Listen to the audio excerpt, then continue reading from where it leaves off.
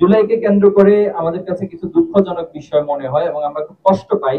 সেটা হলো এই জুলাইয়ের ক্রেডিট নিয়ে এক ধরনের অসুস্থ প্রতিযোগিতা, অথবা জুলাইকে কেন্দ্র করে কিছু কাদা ছোড়াছড়ির বিভিন্ন ঘটনা আমরা দেখেছি।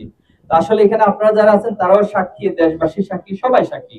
জুলাইটা আসলে কোনো একক ব্যক্তির মাস্টার মাইন্ড অথবা একক ব্যক্তির কৃতিত্ব হয়নি।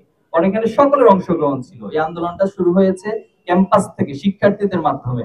কিন্তু পরবর্তীতে যখন আমরা দেখেছি যে পাবলিক বিশ্ববিদ্যালয় আক্রান্ত হয়েছে, সেখানে আমাদের প্রাইভেট বিশ্ববিদ্যালয় ভাই এবং বোনেরা এসে দাঁড়িয়েছে। যখন ছাত্ররা আক্রান্ত হয়েছে তখন ছাত্রী বোনরা এসে দাঁড়িয়েছে। যখন স্কুল কলেজে আক্রান্ত হয়েছে তখন মাদ্রাসা এসে দাঁড়িয়েছে।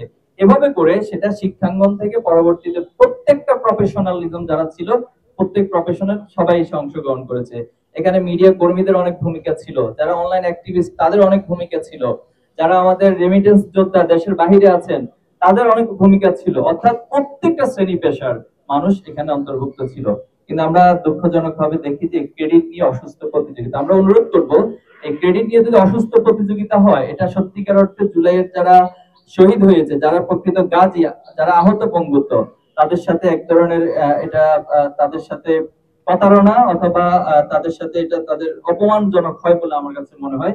এজন্য আমরা এই মেসেজটা দিতে চাই যে জুলাইকে আমরা সকলে মিলে ধারণ করব এবং জুলাই যে স্পিরিট সে আলোকে দেশ গঠনের জন্য আমরা প্রচেষ্টা চালাবো। আরেকটা দুঃখজনক বিষয় হচ্ছে যে ঘোষণাপত্র হয়েছে, আপনারা দেখেছেন যে এখানেও সকল স্টেক্সের স্বীকৃতিটা আসেনি। এবং মিডিয়া কর্মী থেকে শুরু করে প্রত্যেকে সাক্ষী যে জুলাই আন্দোলনের 9 দফার ভূমিকাটা ছিল খুবই গুরুত্বপূর্ণ এবং এটা টার্নিং পয়েন্ট ছিল। এবং এই 9 দফা থেকে কিন্তু হাসিনা পতনের যাত্রাটা শুরু হয়েছিল।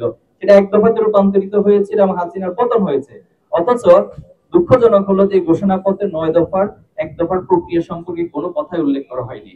এবং আরো আশ্চর্যজনক বিষয় হলো, একটা দায় সারা মানে কাজের মতো করে একটা জুলাই ঘোষণাপত্র হয়েছে, কিন্তু সেটা কখন বাস্তবায়ন হবে, কি প্রক্রিয়া বাস্তবায়ন হবে, সেই কথাটা পর্যন্ত উল্লেখ করা হয়নি।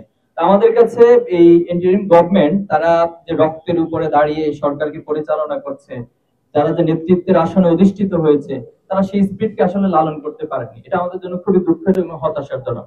আমরা আশা করব তারা রিথিং করবেন এবং জুলাইয়ের ঘোষণাপত্র মানুষের যে প্রত্যাশা, সত্যিকার অর্থে শহীদ পরিবারের যে প্রত্যাশা, শহীদ গাজীদের যে প্রত্যাশা, সেই প্রত্যাশার আলোকে এটাকে ওনারা আবার পুনর্বিবেচনা করবেন।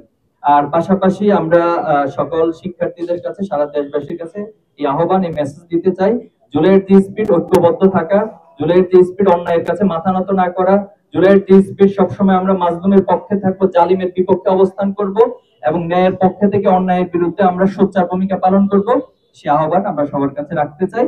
এবং এই স্পিরিটের আলোকে মূলত আগামীর বাংলাদেশ বিনির্মাণ হবে। ছাত্র শিবির মূলত প্রজন্ম তৈরির কাজ করে যাচ্ছে। ছাত্র শিবির তার প্রতিষ্ঠা লগ্ন থেকে আজকের দিন পর্যন্ত যে প্রজন্ম তৈরি করছে, সেই প্রজন্মের হাত ধরেই বাংলাদেশে সত্যিকার অর্থে জুলুমের নিষ্কৃতি হবে এবং সেখানে ন্যায় প্রতিষ্ঠিত হবে ইনশাআল্লাহ। আমরা সকলকে আবারও অনেক বেশি ধন্যবাদ এবং কৃতজ্ঞতা জানিয়ে